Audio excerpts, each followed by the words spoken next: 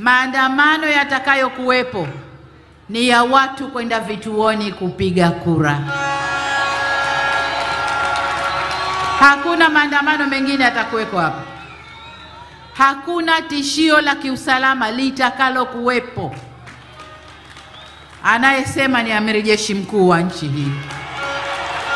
Niwaombe ndugu zangu, twendeni mkapige kura. Matusi niachieni mimi, na yabeba kwa niaba yenu. Manabii wetu, Bwana Yesu alisulubiwa kwa kukomboa watu kwa amri ya Mungu, lakini alikuwa anafanya kazi ya watu.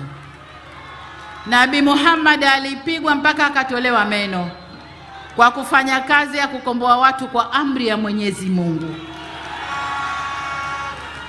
Samia Suluhu aliapa kuitumikia Tanzania, na ndicho ninachokifanya. Niliapa kuilinda nchi, na ndicho ninachokifanya.